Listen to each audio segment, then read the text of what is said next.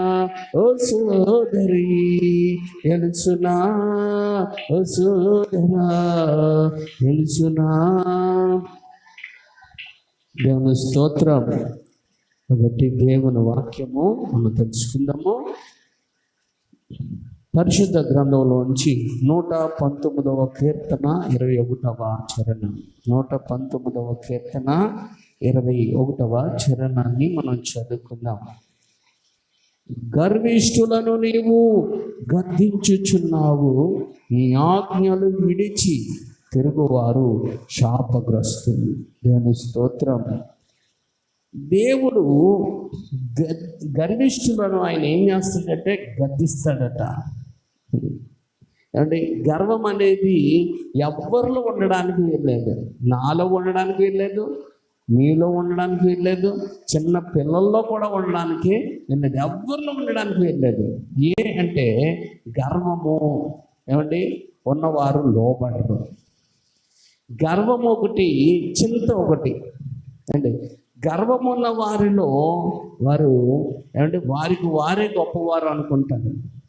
చింత ఉన్నవారు వారే ఏమంటే నశించిపోతూ ఉంటారు. వారు వారే ఏమైపోతారంటే చింత ఉన్నవారు వారే బలహీనలు అయిపోతారు. ఆ చింత వారిని తినేస్తూ ఉంటుంది అనమాట. అదొక అంటే భయంకరమైన రోగాల్లో ఒక రోగం ఏంటంటే చింత. భయంకరమైన రోగాల్లో ఒక రోగం ఏంటంటే గర్వము. ఇవి పెద్దగా ప్రమాదంగా ఉండవు, కానీ ఇవి చాలా ప్రమాదమైనవి అన్నమాట. ఏమంటే గర్వము, చింత. అంటే గర్వం ఉన్నవారు లోబడరట, చింత ఉన్నవారు సంతోషించలేరట. ఏంటండి గర్వం ఉన్నవారు లోబడరు, చింత ఉన్నవారు సంతోషించలేరు. ఏమంటే ఏదో భయము, ఆందోళన, దిగులు, రకరకాలన్నీ వారిలో కనబడుతూ ఉంటాయి అన్నమాట. అందుకే ఈ గర్వము, చింత ఏంటంటే గర్వము, చింత కోసం మనం చెప్పుకున్నాం. ఈ గర్వము, చింత కోడినాగు ఉన్నట్టు ఇంట్లో మన ఇల్లు, మన హృదయము ఒక ఇల్లు అయితే ఆ ఇంట్లో కోడినాగులు ఉంటే ఎలా ఉంటుంది? కోడినాగులు 2 నాగులు తిరుగుతున్నాయి, ఎలా ఉంటుంది? ఆహా తినేసి హ్యాపీగా గుండెల మీద చేసుకొని పడుకోగలరా? ఏమండి పడుకోగలరా? మరి గర్వము, చింత ఉంటే నువ్వు ఎలా సుఖించగలవు? నువ్వు ఎలా ఆనందించగలవు? నువ్వు ఎలా అభివృద్ధి చెందగలవు? దేవుని స్తోత్రం, హల్లెలూయా. కాబట్టి ఏమండి కొంతమందికి ఎన్నిసార్లు గద్దించినా వారు లోబడరు. గట్టిగా నేను మాట్లాడి మందిరానికి రావడం ఎలా కాదు, సమయానికి రావాలని ఎన్నిసార్లు చెప్పినా, ఒక పేరు చెప్పలేండి, ఒక వ్యక్తి ఉండేవాడు. ఆ వ్యక్తి ఎప్పుడు వచ్చేవాడు అంటే ఏమండి పాటలు అయిపోయిన తర్వాత వచ్చేవాడు, ఇలా ప్రసంగం మొదలెట్టినప్పుడు. ఎందుకంటే వారిని మనం టచ్ చెయ్యం. మళ్ళీ ఎప్పుడు వెళ్ళిపోతారంటే ప్రార్థన అని లాస్ట్ ప్రార్థన అన్నప్పటికి వెళ్ళిపోతారు. అంటే వాక్యం మొదలెట్టేటప్పటికి వస్తారు, ప్రార్థన అనేటప్పటికి వెళ్ళిపోతారు. ఇలాగా చాలా కాలం జరుగుతుంది. నేను గద్దిస్తూనే ఉన్నాను, వారు వినిపించుకుంటమే లేదు. అంటే ఏమొచ్చింది? గర్వం వచ్చింది. ఏమొచ్చింది? గర్వం వచ్చింది. కనుక ఎన్నిసార్లు గొంతెట్టుకొని మాట్లాడినా కదా ఏ రోజు కూడా రాలేదు, పాటలకి రాలేదు, చివరి ప్రార్థన అయిన తర్వాత ప్రార్థన చేసుకొని వెళ్ళలేదు. ఇలాగా నేను గమనించలేదు. దేవుడు ఇలాగే మాట్లాడిస్తున్నాడు. అత్తమాను ఎలా మాట్లాడుతున్నాడు అని నాకే చిరాకు వచ్చింది. కానీ ఒకనొక టైంకి దేవుడు అన్నాడు, ఒరే నీకు అర్థం అవుతుందిలే, నీకు తెలియట్లేదు అన్నాడు. కానీ ఒక సమయం వచ్చినప్పుడు ఆ వ్యక్తి అన్నాడు, 3 సంవత్సరాలు బట్టి పాస్టర్ గారి మీద నాకు ఎంత కోపం ఉందన్నాడు. అంటే 3 సంవత్సరాలు కోపం పెట్టుకొని ఆ వ్యక్తి ప్రార్థన చేయించుకోకుండా నాతో మీట్ అవ్వకుండా వెళ్ళిపోతున్నాడు అనమాట. అర్థమవుతుంది మీకు? అంటే అతనిలో ఏముంది? కోపం ఎందుకు వచ్చింది? ఏదో గర్వం వచ్చింది అన్నమాట. కోపం. అందుకే కోపము దేవుడి నీతిని నెరవేర్చదు. అందుకే దేవుడి సన్నిధిలోకి వస్తే ఒకవేళ ఎవరైనా తప్పు చేసి క్షమించాయి, ఏమండి, లేకపోతే క్షమాపణ కోరుకో. అందుకే నీ అర్పణ అక్కడే వదిలేసి వెళ్ళి క్షమాపణ కోరేసుకో అంటాడు ప్రభు. ఎందుకంటే ప్రభు దగ్గర అంటే కోపముతో నిలిచి ఉండడానికి వీల్లేదు. చాలామందికి కోపం వస్తే అది పోదు, అలాగుంటుంది. అదేం క్రైస్తవులు, వాళ్ళు క్రైస్తవులు కాదు. కోపం వస్తే రావచ్చు, మంచిదే, కానీ ఆ కోపం ఏం చేయాలి? తర్వాత విడిచిపెట్టేయాలా. కోపము అంటే దేవుడు నీతిని నెరవేర్చదు. వాక్యం నీకు అర్థం అవ్వలేదు, వాక్యంలో నీకు వాళ్ళ బ్లెస్సింగ్ రాలేదు వాళ్ళకి. అదే నేను చెప్తున్నాను. ఇంతకీ చివరికి ఏం రాలేదు వాళ్ళకి? బ్లెస్సింగ్ రావాలంటే ఏముండాలి తెలుసా? లోపడము. బ్లెస్సింగ్ రావాలంటే ఏముండాలి తెలుసా అండి? చింత అనేది నీలో తొలగిపోవాలా. చింత ఉండగా బ్లెస్సింగ్ అనేది రాదు. ఎందుకంటే చింతిస్తున్న వారు దేవుడి మాట వినలేని వాళ్ళు, ఏమండి, లోబడలేని వారు గర్వంతో ఉన్నవారు అని మనం అర్థం చేసుకోవాలి. అందుకే గర్వహృదయులు అందరూ కూడా యెహోవాకు హేయులు. మళ్ళీ ఇంకో దగ్గర ఉంటుంది, గర్వహృదయులు అందరూ కూడా దేవునికి అసహ్యులట. అందుకే ఈరోజు నీకు అందం ఉందనో, బలం ఉందనో, ధనం ఉందనో, బంధు బలగం ఉందనో, సరుకులు ఉందనో, ఆస్తిపాస్తులు ఉన్నాయనో, ఏమంటే రకరకాల దేన్ని బట్టో నువ్వు అతిశయించడానికి వీల్లేదు. ఇక్కడ ఎవ్వరు అతిశయించడానికి వీల్లేదు. సూర్యుడు సూరత్వాన్ని బట్టి, ఏమండి, రాజులు వారికి ఉన్న దాన్ని బట్టి, దేన్ని బట్టి కూడా అతిశయించకూడదు. ఒకడు ఉన్నాడు, వాడి పేరు మీకు తెలుసు. వాడు 60 లక్షల మంది యూదులను, ఎంతండి? లక్షలండి, వేలు కాదు, 60 లక్షల మంది యూదులను నరికి పడేసాడు. పడేసి, ఏమండి, గుడ్డోళ్ళు సొట్టోళ్ళు ఉంటారు కదా ఊర్లో, నడవలేని వాళ్ళు, వాళ్ళందరినీ ఒక దగ్గర తీసుకొచ్చి అందులో పెట్టేసి మీకు అయ్యెత్తాం అనగానే లేనోడు కూడా ఉన్నట్టుగా వెళ్ళిపోయాడు. అందుకే ఇప్పుడు దురాశ దుఃఖానికి చేయటం. లేనోడు కూడా నాకు నడువు నొప్పి ఉంది, కాలు నొప్పి ఉంది, చెయ్యి ఒక్కరు ఉంది, ముక్కు ఒక్కరు ఉంది అని వెళ్ళిపోయాడట. అందరినీ లోన పెట్టి ఎట్లా ఏం చేశాడని కాల్పించేసాడు. ఎందుకంటే మీరు ఇంటికి పనికిరారు, దేశానికి పనికిరారు, మీరు మాకు దండగానే చంపడేసాడు. అంత ఏమంటే క్రూరుడైనోడు. ఏం పేరాడు పేరు? ఎట్లా ఉన్నవాడు. రెండో ప్రపంచం ఆడవల్లే వచ్చింది. ఆ రెండో ప్రపంచం ఆడవల్ల వచ్చినప్పుడు ఏమంటే ప్రపంచం సైనికులు అందరూ చచ్చిపోతున్నారు. జర్మనీ సైనికులు అందరూ చచ్చిపోతున్నారు. ఏం చేయాలో తెలియని పరిస్థితిలో అప్పుడు అర్థమైంది, నేను ఇదంతా ఎందుకు చేశానని. ఎందుకంటే ఇల్లు తగలబడిపోతున్నప్పుడు అర్థం చేసుకుంటే ప్రయోజనం ఉంది. అందుకే దీపం ఉంటుండగానే ఇల్లు చక్కబెట్టుకోవాలి. ఇంకా నీవు నాశనం అవ్వకముందే నువ్వు కళ్ళు తెరవగలిగితే నిన్ను, నీ కుటుంబాన్ని నువ్వు కట్టుకోగలుగుతావు, బాగుపరచబడతావు. అందుకే చూడండి, కొంతమందికి ఎంత చెప్పినా అనరు, అంతా తగలబెట్టి ఇప్పుడు నేను తెలుసుకుంటాను అంటాడు, ఇప్పుడు నేను మారిపోయాను అంటాడు. దానివల్ల నీకు సుఖమేముంది? ముందే చెప్పి ఉంటే నువ్వు ఇన్ని బాధలు పడవలసిన ఇది ఉండదు. అందుకే ఆ ముందే ఎవరన్నా చెప్తే బాగున్నాను. చెప్తే కొంతమంది ఏమో ఏమంటే ఎవరో చెప్పలేని అనుకో, వాళ్ళు ఏమంటారు, ముందు ఎవరన్నా చెప్తే బాగుపడుతుంది అంటాడు. ఒకడు అంటాడు, చెప్పినా నేను వెళ్ళలేదు అంటాడు. ఆడికి చెప్పేవాడు లేడని బాధపడుతున్నాడు.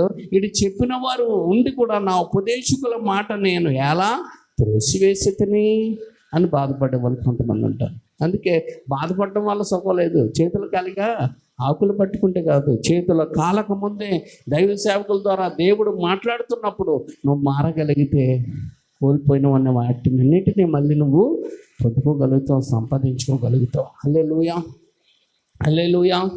అందుకే ఇంటిలో పాము ఉంటే హ్యాపీగా ఉండగలుగుతారండి, అలాగ ఉండలేరు. గర్వము, చింత ఉన్నవారు సంతోషంగా ఎన్నడూ ఉండలేరు. ఒకవేళ సంతోషంగా ఉన్నారనుకున్నా అది నిజమైంది కాదు. అంటే గర్వం ఎలా వస్తుందంటే ఇతరులను చూచినప్పుడు వస్తుంది. గర్వం ఎప్పుడు వస్తుందండి? ఇతరులను చూచినప్పుడు.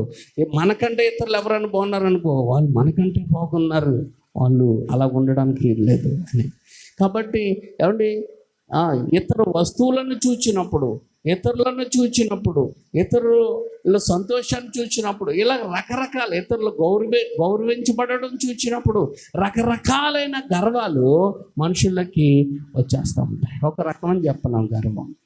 ఏమండి, ఈ హిట్లర్ గర్వపడ్డాడు. ఏంటో తెలుసా? అధికారాన్ని బట్టి హిట్లర్ గర్వపడ్డాడు. మా జర్మనీ దేశం గొప్పగా ఉండాలా, ఇంకెవరు ఇలాంటి దేశం ఇంక ఉండకూడదు. గర్వపడి మనకంటే గొప్పవారు తెలివైన వాళ్ళు ఎవరు ఉండకూడదని యూదులందరినీ కూడా ఏం చేశాడు? చంపాలనుకున్నాడు. ఆఖరికి యుద్ధంలో ఏమొచ్చింది?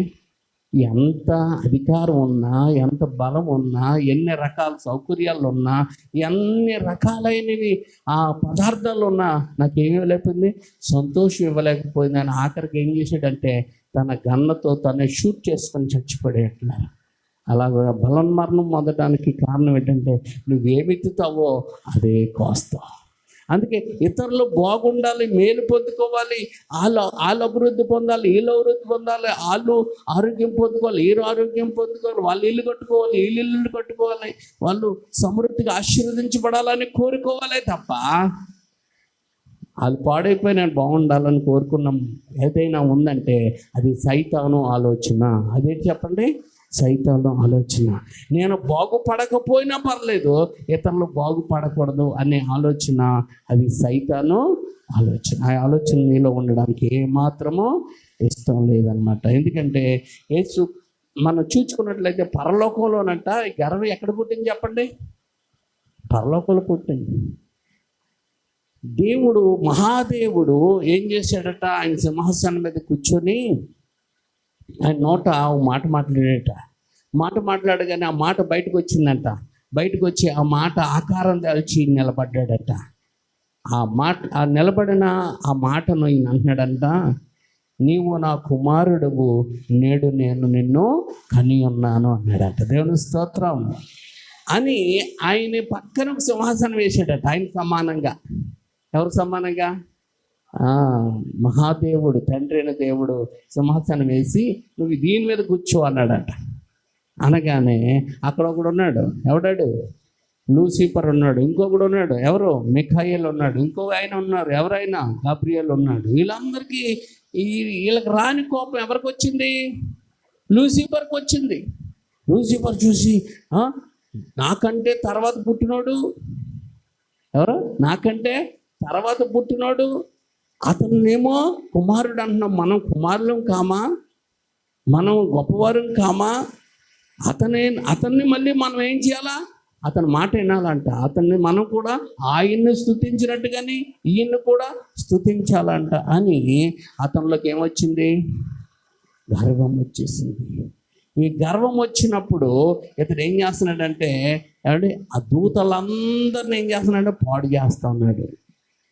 దగ్గరికి వెళ్ళి ఒక్కొక్కరి దగ్గరికి వెళ్ళి మనం వచ్చాడు, మనం చేయాలంటే అది రావచ్చు, కరెక్ట్ కాదు కదా, అలాగ అని ఏమంటే ఏం చేస్తున్నాడు? పాడు చేస్తా అన్నాడు. దేవుడు చూచాడు. కొంత సమయం ఇస్తాడు దేవుడు.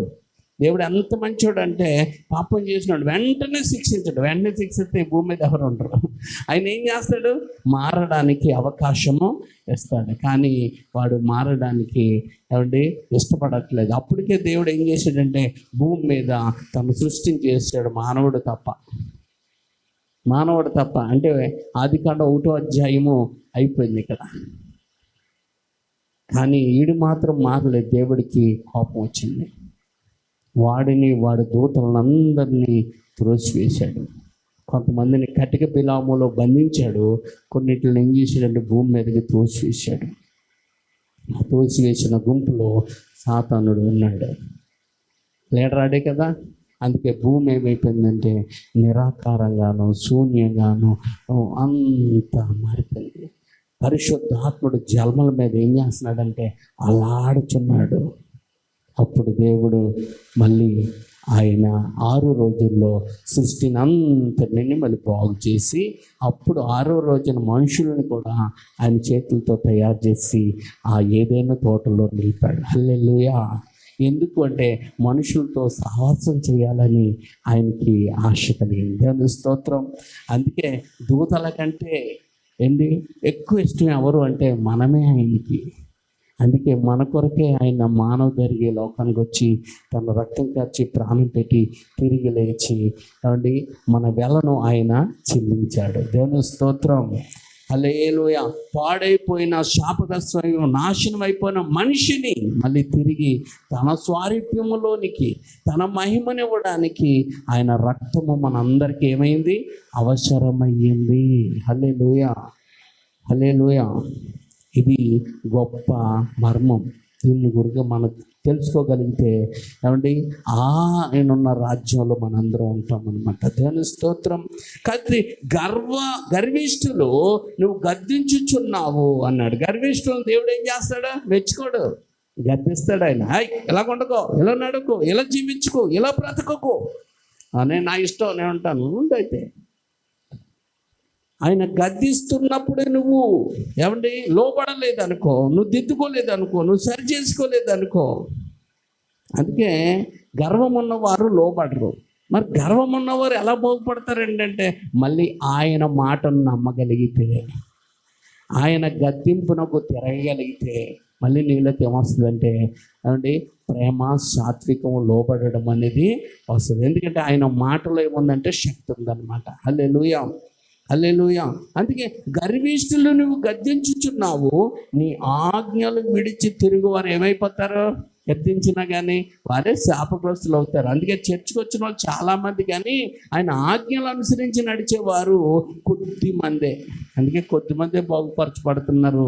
చాలామంది వారి జీవితంలో పాడు, శాపం అనేదే కనబడతా ఉందన్నమాట. దేవుని స్తోత్రం, హల్లెలూయా. అందుకే గర్వం అనేది, చింత అనేది ఎవరిలో ఉంటుందో వారికి ఏముండదంటే మనశ్శాంతి ఉండదు. వారు ఏమైపోతారంటే బలహీనలు అయిపోతారు, రోగులు అయిపోతారు. వారు ఏమైపోతారంటే చనిపోతారు కూడా. ఏమైపోతారండి? ఎందుకంటే గర్వము లొంగనివ్వదు, గర్వము లొంగదు. కొన్ని చూడండి, పెద్దలు అంటారు మొక్కై వంగనది మోనై వంగునా అని. మొక్క వంగిపోతుంది, మోన వంగుతుందా? వంగదు.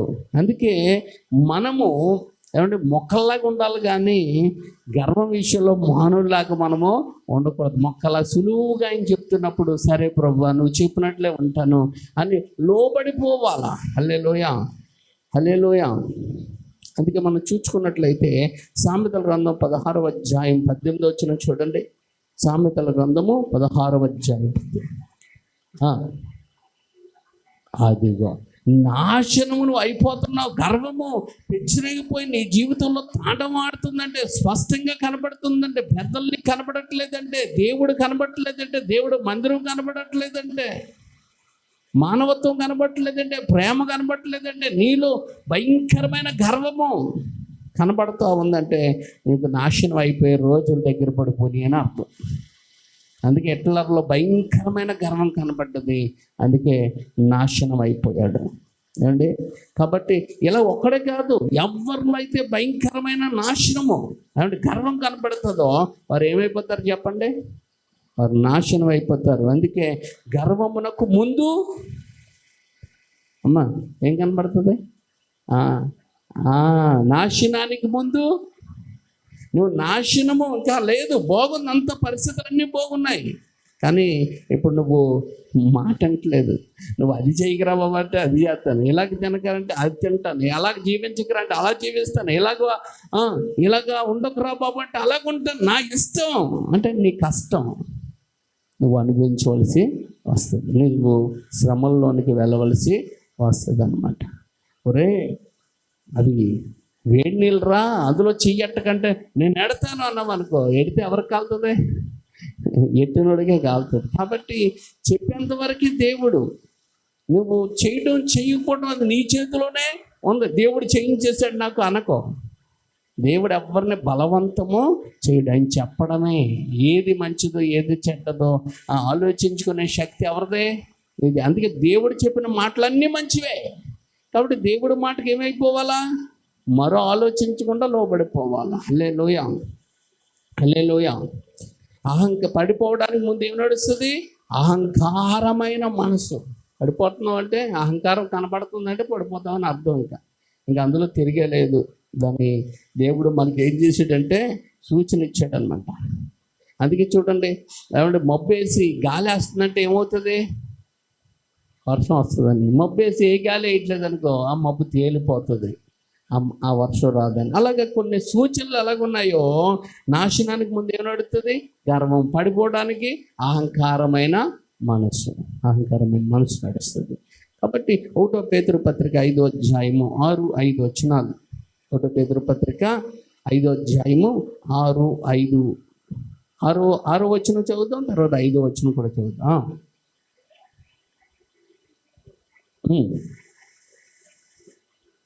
అది ఏముండాలండి? దేవుడు నిన్ను నన్ను హెచ్చించాలంటే ఆయన బలిష్టమైన చేతి కింద దీన మనస్సు కలిగి ఉండాలా. గర్వము, చింత ఉన్న వాళ్ళు ఇలాగ ఉండరండి. అందుకే చింత మనుషుల కుదిరంగా ఉంచదు. అందుకే ఏమంటే ఎక్కువ చాలామంది ఏమంటే గర్వముతో విర్రవీగిన వాళ్ళు ఏమవుతారంటే దెబ్బతినేస్తారు. అప్పుడు ఉండేవాడు సామూర్తినారులోనే ఆడు పెద్ద పెద్ద మేషాలు అట్టుకొని ఒళ్ళు బలిసింది అడిగి బాగా. ఆడు ఏం చేసేవాడు అంటే కొట్ల దగ్గరికి వెళ్ళి రౌడీ మామూలు వసూలు చేసేవాడు. అండ్ అందరూ అన్న అన్న అన్న అంటే రౌడీ మామూలు వసూలు చేసేవాడు. ఇంకా నాకు తిరుగులేదు అనుకున్నాడు. వీళ్ళని కొట్టడం ఏం చేయాలన్నా ఆడు చేసేవాడు. పోలీస్ కంప్లైంట్ ఇచ్చినా వెళ్ళేసి వచ్చేసేవాడు. ఇంకా ఆడు పోలీసులు కూడా వదిలేశారండి. ఎవ్వరు ఏం చేయలేదు. విర్రవిగిపోతున్నాడు. జనాలు అందరూ అన్నాడు ఈడు పోయే కాలం వచ్చిందిరా అని. ఒకసారి వాడికి ఏమండి బలహీనంగా ఉన్నదని హాస్పిటల్లో చేయనండి. అక్కడ సెలైన్లు ఎక్కేస్తున్నారు. అంతలోకి ఒక ట్రూప్ వచ్చారు. ఆడు మందు ఎక్కువ కదా, నువ్వు మందు అవుతుంది కానీ రారా అనగానే పోయాడు. సెలైన్ పక్కన లాగేసి బయటికి వెళ్ళి మందు వేసాడు. మందు వేస్తే అప్పుడు వాళ్ళు కత్తులు చేసి పొడియడానికి రెడీ అయ్యారు. ఆడు అలా పరిగెట్టుకుని వెళ్ళి ఏట్లో దూకేశాడు. ఏట్లో దూకితే అటుకి ఈత రాదు. అలా అత్తగారిది కొవ్వూరు. ఈత రానుడు ఏమవుతాడు? మునిగి చచ్చాడు. అన్ని చండాలమైన చెత్త ఉంటుంది కదా, కంపు కొట్టే ప్లేస్లో అన్ని పడుకోబెట్టారు. వీటిలోంచి బయటకు కొట్టుకొస్తాడు. అంటే ఎందుకు ఈ మాటలు చెప్తున్నానంటే, గర్వముతో విర్రవీగిపోతే దానికి ఏముంది? గర్వమునకు ముందు, నాశనానికి ముందు గర్వం. ఆ నాశనం అయిపోయే రోజులు వచ్చే కనుక గర్వం నడిచినందుకు వాడు పెంట కుప్పల మీద వాడిని పడుకోబెట్టారు. ఖచ్చితంగా ఆయన చూడడానికి కూడా ఆశేసింది. ఎందుకు ఈ మాటలు నేను చెప్తున్నానంటే, ఏమంటే గర్వం అనేది సాతాను మనసులో పుట్టింది. అది నీలో నాలో ఏ విధంగా పుట్టడానికి కూడా వీల్లేదు. ఒకరికి పుడుతుంది, నాకు గర్వమే లేదు, నాకు గర్వం లేదని ఒకసారి చెప్పుకుంటారు. నువ్వు గర్వం లేదనే గర్వపడుతున్నావు. ఏంటంటే నాకు గర్వమే లేదని నువ్వేం చేస్తున్నావు? అదొక రకమైన గర్వము లేదు అని గర్వపడుతున్నావు. అదొక రకమైన గర్వం. అందుకనే ఏమంటే గర్వం అనేది ఏ రూపంలో ఉన్నా దాన్ని ఏం చేయండి? అవాయిడ్ చేసేయండి, పక్కన పెట్టండి, తోసిపడేయండి. హల్లెలూయా. అంటే గర్వము పాము లాంటిది. అది కాటు వేయక మానదు. అందుకే దీవెనయ్య గారు భలే మాట్లాడతారు. ఇంటిలో పాముంటే భయపడకుందువా, ఇంటిలో పాపము దాచావుగా. ఇంటిలో పాముంటే భయపడకుందువా, హృదిలో పాపము దాచావుగా. ఎక్కడ? నువ్వు హృదయంలో పాపం పెట్టుకొని నువ్వు నిశ్చితగా ఎలా ఉండగలవు? దేవుని కార్యాలు ఎలా చూడగలవు? దేవుడు ఆశీర్వాదం ఎలా చూడగలవు? దేవుడు అద్భుతాలు ఎలా చూడగలవు? దేవుడు మేలు ఎలా పొందుకోగలవు? నువ్వేమనుకుంటున్నావు అంటే పొందేసుకుంటాను అంటున్నావు. గర్వం అనేది పాపం. గర్వం అనేది ఏంటి చెప్పండి? పాపం. చింత అనేది ఒక పాపం. ఎప్పుడు పాపం అవుతుందో తెలుసా? చింత అంటే నీకు వచ్చిన కష్టం, నష్టం, ఇరుకు, ఇబ్బందులు, బాధలు, శోధనలు, అవమానాలు, వేదనలు ఇవన్నీ చింతలే. ఇవి నీలో ఉన్నాయి. అవి ఎలా పోగొట్టుకోవాలో తెలియకపోతే అది పాపం కాదు. ఎలా పోగొట్టుకోవాలో తెలిసినా నువ్వు పోగొట్టుకోకపోతే అది పాపం. దోతున్నా మీకు? ఇంట్లో చెత్తను రావడం పాపం కాదు. ఇంట్లో చెత్తను తుడుచుకోకుండా ఉంచుకోవడం అనేదే రోత అన్నమాట కదా. ఇంట్లో చెత్త రావడం సామాన్యమే. అలాగా ఇవన్నీ మనల్ని చుట్టుముట్టినప్పుడు మార్గం తెలిసిన మార్గంలోనికి రాకపోవటం, ఆ మార్గాన్ని ఉపయోగించుకోకపోవటం, అదేంటో చెప్పండి? జ్వరం రావడం తప్పు కాదండి. జ్వరానికి ఇచ్చిన ట్యాబ్లెట్లు జ్వరాన్ని పోగొట్టుకోకుండా ఉంచుకుంటాం ఎవరు తప్పు? అది నీ తప్పు అవుతుంది. దాన్ని పోగొట్టుకునే మార్గం అన్నీ తెలిసినా దాన్ని జాగ్రత్తగా వాడగలిగి పోగొట్టుకుంటే అది నీకు మేలు అవుతుంది. దేవుని స్తోత్రం. లేకపోతే ఏమండి అది పోదు. అందుకే చింత పోవాలంటే పోదు. చింత పోవాలంటే చింత అంతటిని ఏం చేయాలంటే దేవుని మీద వేయాలి. చూడండి, పేతురు రాసిన మొదటి పత్రికలో 5వ అధ్యాయంలో 7వ వచనం చదవండి.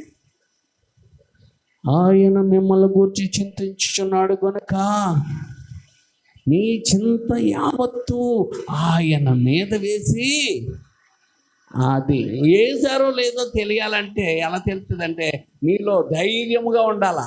ధైర్యంగా ఉంటున్నారంటే వేసారని అర్థం. ధైర్యంగా లేకుండా ఏమవుతుందో, ఎలా జరుగుతుందో, ఏమైపోతానో, ఎలాగుంటాయో పరిస్థితులు అని అంటున్నావంటే నిన్ను విచారం, నిన్ను విడిచిపోలేదు. వేసాను అనుకుంటున్నావు అంతే. నీలోనే ఉన్నది అది. అర్థమవుతుందా? ఒకడు పెద్ద మూట నెత్తి మీద పెట్టుకుని వెళ్తున్నాడట. అమ్మా పెద్ద మూటను నెత్తి మీద పెట్టుకుని వెళ్తుంటే అలాగ ఒక ట్రక్ కూడా వెళ్తున్నాడట. ఆ ట్రక్ కూడా చూసి అయ్యి బాబు పాపం మోసుకొని వెళ్ళకపోతున్నాడు, నేను ఆ దారిని వెళ్తున్నాను కనుక అని అడిగాడట. బాబు ఎక్కడికి వెళ్తావంటే పలానా చోట, అక్కడే దింపేయచ్చు అని. సరే ఎక్కువ అన్నాడట. ఎక్కాడట. ఎక్కి ఏం చేశాడట, అమ్మా ఎక్కిన తర్వాత ఈయన నడుపుతున్నాడట. ఫోన్లో ఒకటి లిఫ్ట్ ఇచ్చాం, సహాయం చేస్తాం మంచిది అనుకుని అన్నాడట.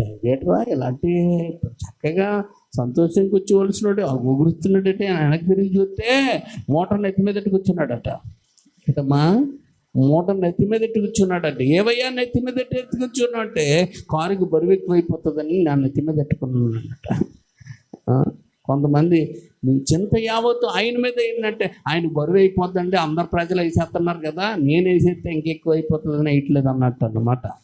ఇవన్నీ పిచ్చి మాటలు, ఇవన్నీ తింగర మాటలు అన్నమాట. కాబట్టి ఏమండి మన చింత యావత్తు ఆయన మీద వేయండి అంటే మన వాళ్ళు ఏం చేస్తూ ఉంటారు, ఇంకా లోన్ ఎట్టుకొని ఉంటూ ఉంటారు. అంటే ఆయన మాటను ఏం చేయట్లేదు, నమ్మటం లేదు. ఆయన మాటను నమ్మకపోవటమే, ఆయన మాటను తృణీకరించడమే పాపము. అందుకే వారి విడుదల ఉండదు. వారికి ఏముండదు, విడుదల ఉండదు. ఎంత ఏడు నీకు విడుదల అనేది రాదు, నీకు మనశ్శాంతి అనేది రాదు, నీకు స్వస్థత అనేదే రాదు. ఎందుకు రాదు అంటే చెప్పేదోటి చేసేదోటి. అలాగున్న వారికి దేవుడి కార్యాలు చూడలేము. అందుకే ఏమీ తెలియలేని ఎరుబాబులు అయిన వాళ్ళే టక్కుమని నమ్మేసుకుంటూ వాళ్ళ జీవితంలో గొప్ప గొప్ప కార్యాలు జరిగిపోతుంటే అన్నీ తెలుసన్న క్రైస్తవుల జీవితాల్లో కార్యాలు ఆగిపోవటానికి కారణం ఇవి చాలా సున్నితముగా ఉన్నట్టు కనపడుతున్న భయంకరమైన అవరోధాలు, భయంకరమైన శత్రువులు, భయంకరమైన నాశనము కలుగు చేసుకునేవి. చిన్నగా కనపడతాయి, అసలు ఉన్నట్టే కనపడవు ఇవి. పైకి అందరూ బాగున్నట్టే ఉంటాం, లోన ఎంత వేదన, దుఃఖం, బాధ, అన్నీ ఉంటాయి. కానీ అవి కనపడతాయా? కనపడవు. ఎవరికి చెప్పుకోరు కదా ఎవరికైనా. కానీ అవన్నీ ఎవరికి కనపడతాయి? దేవుడికి కనపడుతుంటాయి.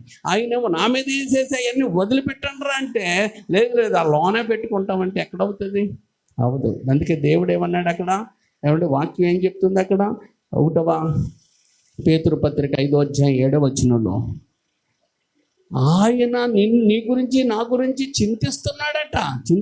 బాధపడుతున్నాడు. నా బిడ్డలు ఇలా ఉండకూడదు, నా బిడ్డలు ఆశీర్వాదంగా ఉండాలి, నా బిడ్డలు ఆరోగ్యంగా ఉండాలి, నా బిడ్డలు గొప్పగా నా కొరకు సాక్షులుగా ఉండాలా అనేమో ఆయన గొప్పగా నీ కోసం నా కోసం ఆలోచిస్తుంటే నువ్వేమో అన్ని జనుల మధ్య అపహాసం చేసేవా. అంటే అన్ని జనుల మధ్య నీ దేవుడు ఏం చేశాడు అన్నట్టుగా సామెతకు ఆస్పదంగా దేవుడిని ఏం చేస్తున్నారు? అవమానపరుస్తున్నారు. మన దేవుడు మామూలు దేవుడు ఏంటండి? సర్వశక్తి కలిగిన దేవుడు, జీవము గల దేవుడు, చూచుచున్న దేవుడు, ఆదరించు దేవుడు, తోడుగా ఉన్న దేవుడు. అయినా ఏమి నీ జీవితంలో చేయలేకపోతున్నాడు అంటే దానికి కారణం ఏంటంటే నువ్వే. దేవుళ్ళు ఏది లేదు తప్ప. ఆయన మంచి దేవుడు. నీవే నీ జీవితంలో నీకు తెలియకుండానే నువ్వు అడ్డంకులు అవరోధాలు చేసుకుంటం వల్ల ఆశీర్వదించబడలేకపోతున్నావు. మార్పు చెందాలి. అందుకే ఇప్పటికైనా మనం ఏం చేయాలంటే మన మనస్సు మారి రూపాంతరంగా చెందాలి. దేవుని స్తోత్రం. మిమ్మల్ని మీరు దేవునికి అప్పగించుకోండి. మీ చేతుల్లో పెట్టేసుకుంటున్నారు మీ జీవితం మీ చేతుల్లో పెట్టుకుంటం వల్ల నా జీవితం నా ఇష్టం అంటున్నావు. అందుకే ఎంత గద్దించినా ఎంత చెప్పినా నువ్వు మారకపోవడానికి కారణం ఏంటంటే నా జీవితం ఇది నా ఇష్టం అనుకుంటున్నావు. అందుకే నీ కష్టాలు నువ్వే భరించవలసి వస్తుంది. దేవుడు పూనుకోవట్లేదు. కానీ నీ జీవితాన్ని దేవుడి చేతిలో పెట్టగలిగితే నీ మారా జీవితము, నీ నాశనం అయిపోయిన జీవితము, నీ పాడైపోయిన నీ జీవితము, లెక్కలేని జీవితం, గౌరవం లేని నీ జీవితం, అపహాసం చేయబడుతున్న నీ జీవితం ఎలా మారిపోతుంది తెలుసా? మధురముగా మార్చబడుతుంది. హల్లెలూయా, హల్లెలూయా.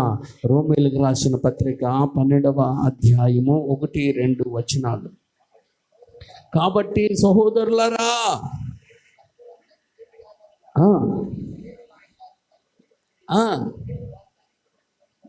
దేవుని వాత్సల్యం బట్టి మిమ్మల్ని బతిమాలుకుంటున్నాను. ఇట్టి సేవ మీకు యుక్తమైనది. ఈ లోక మర్యాదలు నీకెందుకండి? వాళ్ళు ఏమనుకుంటారో, వీళ్ళు ఏమనుకుంటారో వాళ్ళు ఏమనుకుంటారో, ఈ లోక మర్యాదలు పక్కనెట్టో దేవుడు ఏమనుకుంటున్నాడో ఆలోచించు. దేవుని స్తోత్రం. ఈ లోక మర్యాదలను నువ్వు అనుసరింపక ఉత్తమమును అనుకూలమును దేవుని చిత్తమేదో పరీక్షించి తెలుసుకున్నట్లు, ఆ దేవుడి చిత్తం తెలుసుకోవాలంటే ముందు నీ మనసు మారాలా. చాలామంది తెలియక ఉంటారు తెలుసా, పాస్టర్ నా పట్ల దేవుడి చిత్తం పెట్టండి, మా కుటుంబం పట్ల దేవుడి చిత్తం పెట్టండి, మా పిల్లల పట్ల దేవుడి చిత్తం పెట్టండి, దేవుడి చిత్తం ఏంటండి ఏటండి అని అడిగి ముందు నువ్వు మారు మనసు పొందాలి. హల్లెలూయా. అప్పుడు నీకు ఆయన చిత్తం ఏదో బయలుపరచబడుతుంది. హల్లెలూయా. అంతేగాని నీ బుద్ధి మారలేదు, నీ మనసు మారలేదు, నీ ఆలోచనలు మారలేదు. దేవుడి చిత్తం నీకు కలిగితే నువ్వు దేవుడి చిత్తం తెలుసుకొని ఏం చేస్తావు? అసలు లోపడతావేంటి దేవుడి చిత్తానికి? అందుకని నీ మనసు మారిందనుకో, నువ్వు రూపాంతరం చెందావనుకో, అప్పుడు నువ్వేమవుతావు? దేవుడి చిత్తానికి తెలుసుకుంటావు లోపల. అందుకే మారు మనసు లేని వారికి దేవుని చిత్తము బయలుపరచబడదు. హల్లెలూయా. దేవుడి చిత్తం బయలుపరచబడాలంటే ముందు ఏమవ్వాలా? మారు మనసు పొంది రూపాంతరం చెందాలి. నీ రూపం మారాలా, నీ ఆలోచనలు, నీ పద్ధతులు అన్నీ మారాలా. ఏమండి, ఒక పోలీసుడికి ఏమండి ఒక ఆటో కూడా పెద్ద లోడ్ వేసుకొని దొరికితే ఆ పోలీసుడు పట్టుకొని, ఏటయా ఇంత 3 ఆటోలు పట్టుకెళ్ళే ఇంత లోడు నువ్వు వేసుకొని వెళ్తున్నావు, నువ్వు ప్రమాదమే కాదు, నీ ద్వారా అనేక కుటుంబాలకు నువ్వేం చేస్తావు? నాశనం చేసేలా ఉన్నావు. యాక్సిడెంట్ ఏదైనా అయితే కాబట్టి నీకు లైసెన్స్ ఉందా అన్నాడు. లేదండి అన్నాడు. మరి ఎవరికి ఉందా లైసెన్స్? మా నాన్నకు ఉందా లైసెన్స్ అన్నాడు. అడిగి నాన్నకు ఉందంటే లైసెన్స్ అడిగి లేదట. ఏమండి, ఆడు ఎలాగున్నాడంటే ఈ గడ్డం అంతా ఎలా పెట్టుకున్నాడు, చిరిగిపోయి ప్యాంట్లు వేసుకున్నాడు. అప్పుడు వాళ్ళ నాన్న రప్పించాడు. ఏవయ్యా ఇంత ఇలా గట్టుకుని వెళ్తున్నావు, నీకు లైసెన్స్ ఉందంటే ఉందండి అన్నాడు. నీకు ఎంత సీనియర్టీ అంటే 20 సంవత్సరాలు సీనియర్టీ అయితే ఆ సీనియర్టీ నీకోదు, కానీ నీ కొడుకు లేదు కదా. నీ కొడుకు యాక్సిడెంట్ చేస్తే ఎంతో అన్యం పుణ్యం తెలియని వాళ్ళు అనేక మంది చచ్చిపోతారు కదా. మరి ఎలాగెందుకు చేసావు అంటే ఈసారి క్షమించండి అన్నాడు. ఈసారి క్షమించేయాలంటే అది కుదరదు, నీ లైసెన్స్ అంతటి నేను ఏం చేస్తున్నాను, క్యాన్సిల్ చేసేస్తున్నాను, నీ ఆటోని సీల్ చేసేస్తున్నాను అని చెప్పాడు. ఎంత బతిలాడా అతను వదలలేదు. అప్పుడు అతను చెప్తూ ఒక మాట చెప్పాడు, ఇగో నీ కొడుకు ఇలాగ ఉన్నాడంటే ఈయన ఇలాగే చేస్తే వీడు భయంకరమైన నీకు వేదనని దుఃఖాన్ని తీసుకొస్తాడు. ఎందుకంటే వీడు వాటాన్ని బట్టి వీడు ఏమవుతాడని చెప్పేస్తాను అన్నాడు. ఏమన్నాడు? వీడు వాటం బాగలేదు, వీడు వాటాన్ని బట్టి వీడు ఏమవుతాడో నేను చెప్తున్నాను, నీకు దుఃఖమే తీసుకొస్తాడని. అందుకే మనం కూడా దేవుడి సన్నిధికి వచ్చిన వాళ్ళు మన వాటాలు కూడా మారాలా, మన పద్ధతులు మారాలి, గౌరవపదంగా ఉండాలా. ఏమండి, ఇలాడెవడో చూడండి, ఐబొమ్మ అంట, ఎంత చక్కగా ఉన్నాడో, ఆడి ముఖం ఆడి పద్ధతి చూస్తుంటే అని చూసిన వాళ్ళు అందరూ ఆడికి మద్దతు ఇస్తున్నారు. కారణం ఏంటి? ఆడు మంచోడిలాగే ఉన్నాడు. ఆడు ముఖం, ఆడు మంచోడు అంటే నిజంగా మంచోడాడు. అంటే వీళ్ళు 500కి 600కి 700కి ఎలా పడితే వాళ్ళు ఏం చేస్తున్నారు, రేట్లు పెంచుకొని సినిమాలు చూపిస్తుంటే మధ్యతరగతి కుటుంబాలు వెళ్ళైపోతున్నారు కదా, వీళ్ళు దుర్మార్గులు అయిపోయారు అని చెప్పి వాడు ఏం చేశాడు, ఇది పైరసీ చేసి అందరికి చూపించాలనుకున్నాడు. అది తప్పేనంటే తప్పే, కానీ ఆడికి రైట్ అనిపించింది. అది ఏంటండి, అది తప్పేనా? 10 మందికి ఉపయోగపడేటట్టుగా ఉంది, ఇది నేను చేస్తాను అనుకున్నాడు అనమాట. తప్పు. ఎంతమంది లాస్ అవుతారు? అయితే ఒక 10 మంది 20 మంది లాస్ అవుతారు, అంతే కదా. కానీ ఎంతమంది బాగుపడతారు అంటే చూసుకుంటారు సరదాగా అని ఆలోచించాడు. కాబట్టి అందరూ అతను చేసిన తప్పే, కానీ పెద్ద తప్పు కాదంటున్నారు అందరూ. అంటే ఆడి ముఖం చూస్తేనే ఆడు మంచోడే అనే ఒక ఫీల్ కనబడుతుంది. కారణం ఏంటి? ఆడు ఎలా ఉన్నాడు బాబు? మీసాలు అన్నీ తీసేసాడు, చక్కగా గడ్డం అంతా తీసాడు, నీట్గా ఉన్నాడు. వాళ్ళ నాన్నని మాట్లాడిస్తే వాళ్ళు అస్సలు ఎవరి జోలికి వెళ్ళే కుటుంబమే కాదట, ఎవరి జోలికి వెళ్ళరు, వాళ్ళ పని వాళ్ళు చేసుకునేవాళ్ళట. ఏమండి, మరి 900 కోట్లు, 9,000 కోట్లు, 15,000 కోట్లు, నీరవ్ మోడీ అన్నవాడు, మరి ఇంకొకడు అన్నవాడు, మరి ఇంకోటి ఉన్నవాడు, వీళ్ళందరూ ఇక్కడ అప్పులు చేసి ఎగ్గొట్టేసి అక్కడికి వెళ్ళిపోతే అక్కడేమో రాజుభోగాలు అనిపిస్తుంటాయి. మరి వాళ్ళని ఎవడో పట్టుకోలేదే. ఏమండి, కోట్లు కోట్లు ఇచ్చేసిన వాళ్ళేమో ఎవరిని పట్టుకోలేదు, ఈయన మాత్రం ఎన్కౌంటర్ చేసేయాలంట. ఏమంటట? ఎన్కౌంటరే. ఎంత దారుణమో చూడండి.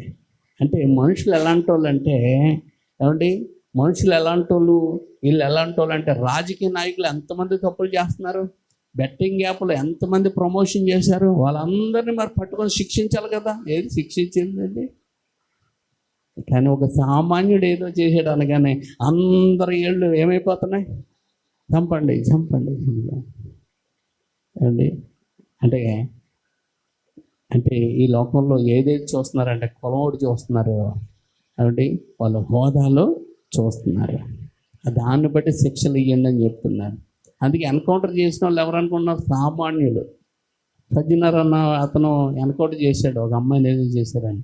అలా చేసిన వాళ్ళు ఎంతోమంది ఉన్నారు. మన ఆంధ్రాలో 50,000 మంది ఆడపిల్లలు మిస్సింగ్ అంట. ఎంతమ్మా? 1000. ఏది వాళ్ళ అవ్వని పట్టుకుంటున్నారు? పట్టుకోలేరా అండి? పట్టుకోలేరా? దాని మీద దృష్టి పెట్టారా? ఎందుకో సామాన్యమైన పిల్లలు వాళ్ళు, వెళ్ళిపోయిన వాళ్ళు అందరూ అండి. చౌదరి పిల్లలు కాదు, రాజుల పిల్లలు కాదు, సామాన్యులైన పిల్లలు. అంటే ఎందుకు ఈ మాటలు చెప్తున్నాడు? కులం ఎత్తకూడదు, కానీ ఏం చెప్తున్నాడంటే వాళ్ళు అనగానే ఏమో పరిగెడుతున్నాయి, అన్ని కదిలిపోతున్నాయి. ఏంటండి, కానీ సామాన్యులు అనగానే ఏం చేస్తున్నారు? ఎలాంటి సామాన్యులు ఎవరో కిడ్నాప్ అయ్యారని చూద్దాంలేమమ్మా, ఎదుగుదాలేమా అంటారు వీళ్ళందరూ. అందుకే వ్యవస్థ మారాలి అంటే నువ్వు నేను మారాలి. దేవుని స్తోత్రం, హల్లెలూయా. ఏమంటే వ్యవస్థ మారాలంటే నువ్వు నేను మారు మనసు పొంది దేవుడు చెప్పినట్లుగా నడిస్తే నిన్ను నన్ను చూసి అనేక మంది ప్రభుని నమ్ముకుంటారు. నీ ఓటం మారాలా, నీ మాట మారాలా, నీ నడక మారాలా, నీ చూపు మారాలా, నీ పద్ధతులు మారాలా ప్రభులోకి వస్తే. హల్లెలూయా. అంటే ఒక్క మాటలో క్రీస్తు పోలిక నీలోకి రావాలా. ఎలా ఉండాలా? క్రీస్తు పోలికలోనికి మనం మార్చిపడాలి. అందుకే పౌలు ఎంత ధైర్యంగా అంటాడంటే, నేను క్రీస్తును పోలి నడుచుకున్నాను. దేవుని స్తోత్రం. నేను క్రీస్తుని పోలి నడుచుకుంటున్నాను. నడుచుకుంటే ఏంటయ్యా, నన్ను పోలి మీరు నడిచేసుకోండి అన్నాడు. మనం ఎవరిని పోలి నడుచుకోవాలా? పౌలు గారిని బట్టి నడుచుకోవాలా, క్రీస్తుని బట్టి నడుచుకోవాలా? మరి పౌలు గారిని నన్ను పోలి నడిచేసుకోండి అంటాడే.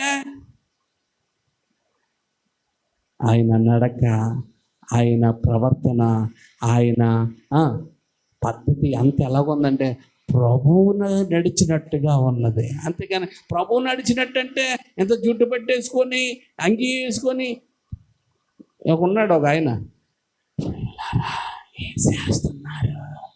ఏటకారం నాటకాలు కాదు, నటన కాదు, మరేముండాలా? రియాలిటీ. దేవుని స్తోత్రం. యేసు ప్రేమ ఉండాలా, యేసు కరుణ ఉండాలా, యేసు కలిగిన ఆశ ఉండాలా, యేసు బ్రతికినా బ్రతికుండాల. హల్లెలూయా, హల్లెలూయా, హల్లెలూయా. అందుకే మన బ్రతుకుని ఏం చేయాలంటే దేవునికి అంకితం చేయాలి. ఏం చేయాలమ్మా? దేవునికి అంకితం చేస్తేనే నువ్వు బాగుపడతావు. నీ జీవితం నీ చేతుల్లో పెట్టుకుంటే ఎన్నడూ ఆశీర్వదించబడవు. నీ జీవితాన్ని దేవుని చేతిలో పెట్టాలి. హల్లెలూయా, హల్లెలూయా. అందుకే చాలామందికి కష్టాలు ఉన్నాయి, నష్టాలు ఉన్నాయి, ఇరుకులు ఉన్నాయి, ఇబ్బందులు ఉన్నాయి, అవమానాలు ఉన్నాయి. ఏమండి చాలామందికి అంటే దోషణలు ఉన్నాయి. అన్నీ నీ మీద పెట్టుకొని నీళ్ళు పెట్టుకొని ఆలోచించుకుంటే మోర ఎక్కువ చేయలేవు, మోరడు తక్కువ చేయలేవు. మరేమవుతుంది? నరాలు చెట్లు పోయి పెరాలసిస్ ఏదో వచ్చేసి ఏమండి అయిపోతాం. ఏమండి కానీ దేవునికి మనం అప్పగించుకొని దేవుని మీద వేసి దేవుణ్ణి ఆరాధించి ప్రార్థించగలిగితే, అందుకే దేవునితో సహవాసం చేసే వాళ్ళకి ఏమొస్తుందంటే జ్ఞానం వస్తుంది. దేవుడితో సహవాసం చేసే వాళ్ళకి బుద్ధి వస్తుంది. దేవుడితో సహవాసం చేసిన వాళ్ళకి ఆశీర్వాదం, అభివృద్ధి, సంతోషం కలుగుతాయి. హల్లెలూయా. దెయ్యంతో మరి స్నేహాలు చేస్తే అన్నీ ఏమొస్తాయి? అన్ని కీడులే, నాశనాలే, ఏమంటే బాధలే, రోగాలే వస్తాయి. హల్లెలూయా. అందుకే ఒకవేళ దేవుడు ఉండి నీకు ఏది వచ్చినా కూడా అందులో నీకు మళ్ళీ సహాయము దేవుడే చేస్తాడు. దేవుడు వచ్చిన వాళ్ళకి కూడా, దేవుడు ఉన్న వాళ్ళకి కూడా కొన్ని ఉన్నాయి శోధనలు వస్తాయి. అవి ఎందుకంటే నేను పాడు చేయడానికి కాదు, నేను సాక్షిగా నిలబెట్టడానికి, నిన్ను మరొక అంతస్తులోనికి తీసుకువెళ్ళడానికి వస్తాయి. హల్లెలూయా. బాగా అర్థం చేసుకోండి. అందుకే సామెతల గ్రంథము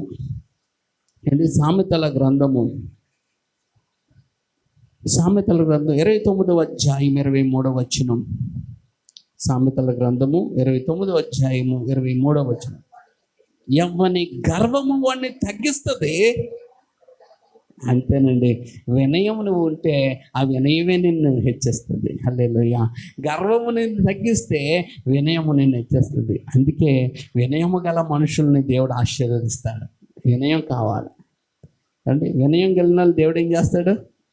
స్టీవెన్సన్ అందుకో పాట రాసుకున్నాడు. వినయము గల మనుషులను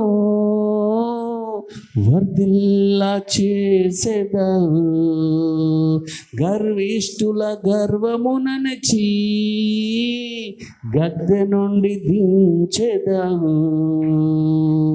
వినయము గల మనుషులను వర్ధిల్లా చేసేదవు, గర్విష్ఠుల గర్వమునచి గద్దె నుండి దించెదవు. నాదు ఆశ్రయ దుర్గమా నీ వారని. దేవుని స్తోత్రం. అంటే వినయము గల మనుషుల్ని దేవుడు ఏం చేస్తాడు? గర్విష్ఠులు ఏం చేస్తాడు? ఉన్న పొజిషన్లో జాంతట పీకేసి కింద ఎడతాడు. ఎందుకంటే గర్వంతో విరవీగుతున్నాడు కనుక. అందుకే సాతానుడు గర్వంతో విరవీగినోడు ఆ పోస్టులోంచి పీకేసి ఏం చేశాడు? కింద పెట్టాడు. ఇప్పుడు దెయ్యమై తిరుగుతున్నాడు ఆడు. అపవాది, దుష్టుడు ఆడు. అందుకే వాడిని అనుసరించిన వాళ్ళందరూ దుష్టులుగా మారారు, వాళ్ళని అనుసరించిన వాళ్ళందరూ దెయ్యాలుగా మారారు. అందుకే దేవుణ్ణి అనుసరించిన వాళ్ళు దైవ సంభూతులుగా మార్చబడతారు, దెయ్యాన్ని అనుసరించే వారు దెయ్యాలుగా మార్చబడతారు. అర్థమవుతుంది మీకు? దేవుని స్తోత్రం. హల్లెలూయా. అందుకే దేవుణ్ణి అనుసరించే వారికి ఉండాలి. సామెతల గ్రంథం 21వ అధ్యాయం 24వ వచనంలో ఏమండి అహంకారమైనోడికి, గర్విష్ఠుడైనోడికి ఏమండి ఒక పేరు పెట్టించాడండి దేవుడు. ఈ అహంకారమైనోడు, గర్విష్ఠుడు ఏం చేస్తాడంటే అందరినీ ఎలకొలాలు ఆడుతూ ఉంటాడు. ఎలకొలం అంటే చిన్న చూపు, అపహాసిస్తూ ఉంటాడు. ఏమండి వాళ్ళని హీనపరుస్తూ ఉంటాడు, వారిని అవమానపరుస్తూ ఉంటాడు, వాళ్ళని హేళన చేస్తూ ఉంటాడు. ఇలాంటి పద్ధతులు ఎవరైనా చేస్తున్నారంటే, ఎవరినైనా దుఃఖ పెడుతూ ఉన్నారంటే, ఎవరినైనా బాధ పెడుతున్నారంటే, ఎవరినైనా హేళన చేస్తున్నారంటే, హేళన అన్నదే ర్యాగింగ్ అంటారు కదా, దాన్నే ర్యాగింగ్ అంటారు. ఇలాంటి ర్యాగింగ్ చేసే వాళ్ళు ఎవరైనా ఉన్నారు, అలా చేస్తున్నారు అంటే ఏమండి వారికి ఒక పేరు పెట్టేసాడండి దేవుడు. వాళ్ళు ఎవరో? అపహాసకుడు. అపహాసకుడు అంటే అపహాసకుడు అంటే అందరినీ అపహాస్యం చేస్తున్నాడు కనుక వాడు అపహాస్యము చెయ్యబడతాడు ఒకరోజు. అప్పుడు దేవుడు అంటాడు, ఏమంటాడు, ఒరేయ్ నీవు నేను చెప్పినట్లు నువ్వు వినలేదు, చేయలేదు, లోపడలేదు కనుక నీకును నీ దూతలకును అపవాదికి నీ వాడి దూతలకును తయారు చేయబడిన నరకంలోనికి నువ్వు కూడా పో అంటాడు. గెంటి వేయబడతారు. అందుకే వారికి దేవుడు పేరెట్టాడు అలా అపహాస్యకులు. వేసుకుంటే చేసుకునేయండి ఏమండి. ఎందుకు అంటే ఆ అపహాస్యం వల్ల, అలాంటి పనుల వల్ల ఏమొస్తాయంటే గొడవలు వస్తాయి. ఏమొస్తాయమ్మా? గొడవలు. ఆ గొడవల్లో వాళ్ళే పోతారు. జాగ్రత్త. గొడవల్లో ఏమవుతారు? వాళ్ళు పోతారు. ఒక రౌడీ కొడుకున్నాడు, ఒక రౌడీ కొడుకు. ఆ రౌడీ కొడుక్కి కొంతమంది గ్యాంగ్ ఉండేవారు. ఆ రౌడీ పేరు నేను చెప్పను ఏమండి, మీరు అడగండి. ఆ గ్యాంగ్ ఉంటే ఆ గ్యాంగ్ ఏం చేసేవారంటే వాళ్ళ కొడుకుని, నువ్వు అంతా ఎంత అంత అంటే వీళ్ళు వెళ్ళి పోలీసు వాళ్ళ కొడుకులను కొట్టారు. వీళ్ళు చెదగొట్టేశారు వాళ్ళ కొడుకుల్ని. అప్పుడు వాళ్ళందరూ కేసు పెడితే ఏమి కేసు నిలబడలేదు, పక్కన తోసేశారు రాజకీయ నాయకులు మద్దతుతో. ఏం చేస్తారు పోలీసు వాళ్ళు అయినప్పటికీ? లబో దిబోని ఏడ్చారు. ఏడ్చి సమయం చూశారు. సమయం చూసుకున్నాడు. ఒకడు వాళ్ళతో గొడవ వచ్చింది, ఆడు వెళ్ళి ఆడిని వేసాడు. పోలీసులు ఏమేం పట్టించుకోలేదు. ఎందుకు ఏమండి? కాబట్టి ఒక టైం వస్తుంది విర్రవీగినోడికి. ఆ టైంలో ఏమైపోతాడు? ఆడి పాపనా లేకపోతారు. స్తోత్రం. ఎందుకంటే పాపము ఎవరిని ఏం చేయదు, విడిచిపెట్టదు. పాపం మనుషుల్ని ఏం చేస్తుంది తెలుసా? పట్టుకుంటుంది. పాపం పాము లాంటిది, కాటేయక మానదు. అందుకే దాన్ని హిందువులు ఏమంటారంటే కర్మ. ఎవడ కర్మకి వాడే బాధ్యుడవుతాడు. ఇది బైబిల్ చెప్తున్న సత్యమే. దేవుని స్తోత్రం. హల్లెలూయా, హల్లెలూయా. అందుకే సామెతల గ్రంథం 13:10 చూడండి. గర్వం వల్ల ఏం కలుగుతుందండి?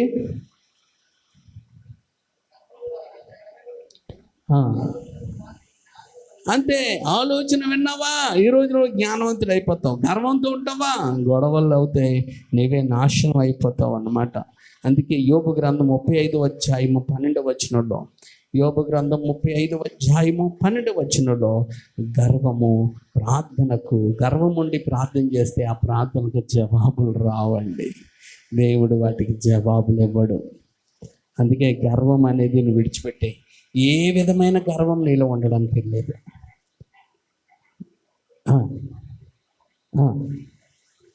అది ప్రార్థన చేసేవాళ్ళు బోల్డ్ మంది ఉన్నారండి, కానీ ప్రార్థనకి ఫలితాలు రావట్లేదు. దానికి కారణం ఏంటో తెలుసా? ఏదో విధమైన గర్వము నీ ప్రార్థనకి ఏమైపోతుంది? అడ్డుబండ అయిపోతుంది. ఏదో విధమైన గర్వము, ఏదో విధమైన చింతలు నీ ప్రార్థనకి ఏమైపోతున్నాయి? అడ్డుబండ్లు అయిపోతున్నాయి. దాన్ని దేవుడు ఏమన్నాడు? దోషములు అన్నాడు. ఆ దోషాలను తీసుకోకుండా నువ్వు ఎన్ని ప్రార్థనలు చేసినా, ఎన్ని ఉపవాసాలు ఉన్నా మనకి ఏమంటే కార్యములు జరగవు. దేవుని స్తోత్రం. అందుకే ఈరోజు 2 విషయాలు చెప్తున్నాను. ఒకటి గర్వము, 2 చింత. గర్వము నిన్ను ఏమంటే లోబడకుండా, దేవుని మాటలకు లోబడకుండా నిన్ను మార్చి నాశనం తీసుకెళ్ళిపోతే, చింత నిన్ను కృంగదీసి నిన్ను ఏం చేస్తుందంటే మరణానికి తీసుకెళ్ళిపోతుంది. ఎందులో తీసుకెళ్తుంది? మరణానికి. చింత నిన్ను చితికి చేరుస్తుంది. చితికంటే మరణానికి తీసుకెళ్తుంది అన్నమాట. అందుకే ఈ గర్వం అనేది, ఈ చింత అనేది భయంకరమైన సర్పములు. ఈ భయంకరమైన సర్పాలు నీలో పెట్టుకుంటే గనక నీకు దీవెన, ఆశీర్వాదం, ఆరోగ్యం అనేది ఉండవు. అందుకే చాలామంది ఆరోగ్యం లేదు. ఎందుకంటే బెంగండి. ఏమిటి? మా పిల్లల కోసం బెంగండి, మా అబ్బాయి కోసం బెంగండి, మా ఇంట్లో వాళ్ళ కోసం బెంగండి, మా వాళ్ళు కోసం ఏంటి బెంగ? నువ్వు బెంగెట్టుకుంటే ఏమవుతుంది? రోగం వస్తుంది. బెంగ కాదు. అవన్నీ పక్కన పెట్టి దేవుని మీద ఆధారపడండి. దేవుని స్తోత్రం. దేవుణ్ణి పడి ఏడవండి, దేవుడి దగ్గర మొరపెట్టండి, దేవుడిని స్తుతించండి, దేవుడిని ఘనపరచండి, దేవుడికి ఇష్టమైన పనులు చేస్తూ ఉండండి. అంతే. ఆశీర్వాదాలు ఎలాగో రాకుండా ఉంటాయో చూడండి. రాకుండా ఉండి పరిగెట్టుకొని వచ్చేస్తూ ఉంటాయి. దేవుని స్తోత్రం. హల్లెలూయా. ఇంట్లో బెల్లం ఉందనుకోండి, చీమలు ఈగలు ఎలాగొచ్చేస్తాయో, నీ ఇంట్లో దేవుడికి అనుకూలమైన భక్తి నువ్వు చేస్తే ఆశీర్వాదాలన్నీ అయ్యే పరిగెట్టుకుని వచ్చేస్తూ ఉంటాయి. నీ ఇంటికి నీ తలుపు తడుతూ ఉంటాయి ఆశీర్వాదాలు, దీవెనలు, ఆరోగ్యం, మేలు, జ్ఞానము, అబ్బా ఆ ఘనత, అన్నీ గౌరవ ప్రతిష్టలు నీకు దేవుడు ఇస్తాడు. హల్లెలూయా, హల్లెలూయా. ఎంత గొప్ప దేవుడు అండి మన దేవుడు కదా. కీర్తనలు యోబు గ్రంథం 36:9 చూడండి. యోబు గ్రంథం 36:9.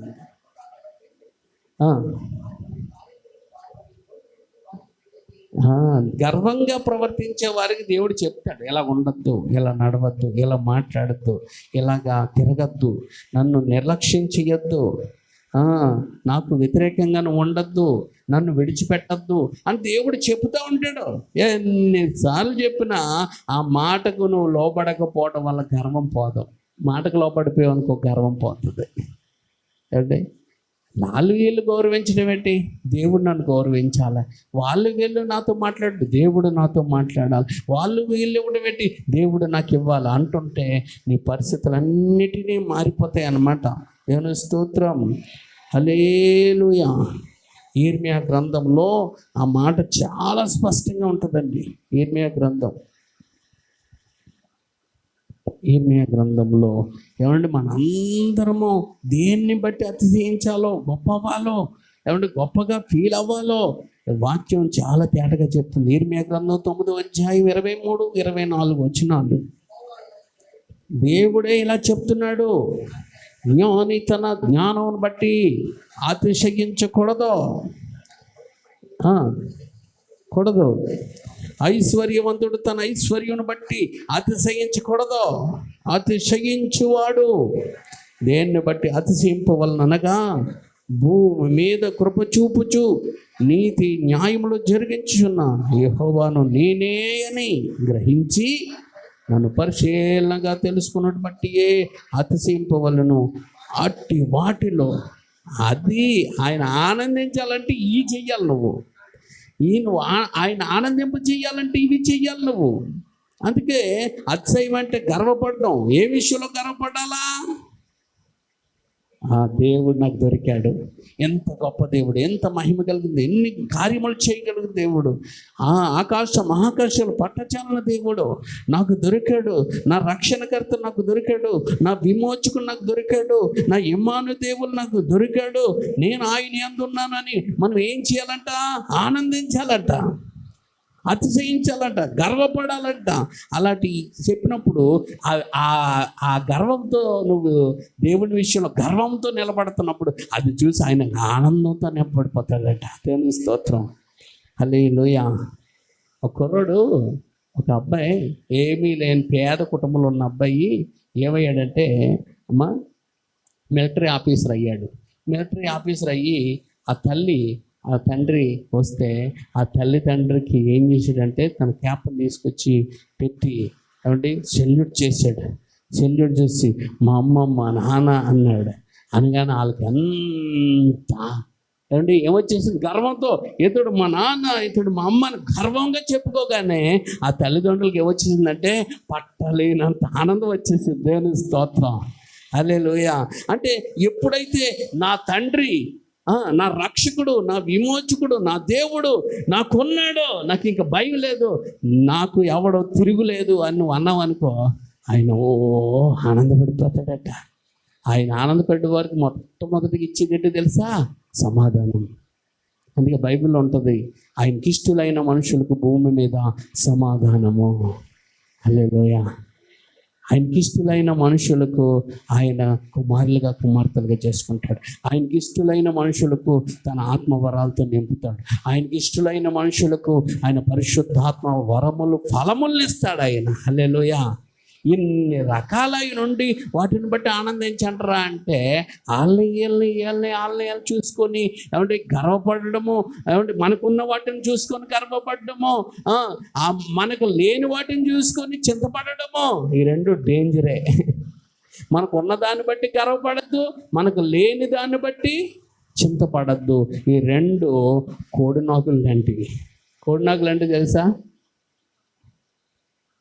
ఒక్క కాటేసానంటే ఇంక తిరిగి లేకవు అనమాట. అలాంటి భయంకరమైన షార్పాలు అవి. అవి ఇప్పుడు నీకు ఎక్కడ ఉన్నాయి? ఇలాంటివి ఏమైనా నీకు గర్వం ఉన్నా, చింత ఉన్నా ఈ నీలో ఉంటే అవి ఎక్కడున్నాయి? నీలో ఉన్నాయి. నీలో ఉంటే నీకు ఏముండదు? సమాధానం ఉండదు, సంతోషం ఉండదు, ఆరోగ్యం ఉండదు, ఆశీర్వాదము ఉండదు. ఇవి రెండింటిని నీ ఇంటిలోంచి తరిమి కొట్టాయి, నీ హృదయంలోంచి తరిమి కొట్టాయి. ఇప్పుడు నువ్వేం చేయాలంటే మారు మనసు పొందాలా, సజీవేగంగా నీ శరీరాన్ని ఆయనకు అప్పగించాలా. ఆయన చిత్తం ఏంటో నువ్వు తెలుసుకుంటావు, ఆయన చిత్త ప్రకారం నడుచుకుంటావు. దీవెన ఆశీర్వాదాలు అన్నీ నీకు కలుగుతాయి, నువ్వు పొందుకుంటావు. దేవుని స్తోత్రం. హల్లెలూయా, హల్లెలూయా. సజీవయాగముగా మన శరీరము సమర్పించి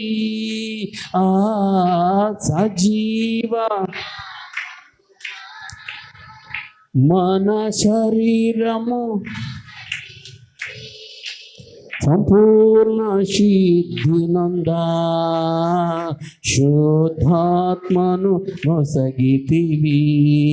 సంపూర్ణ సిద్ధినందా శుద్ధాత్మను. అందరికి చెప్తాం. స్తోత్రం చెల్లింతును, స్తుతి స్తోత్రం.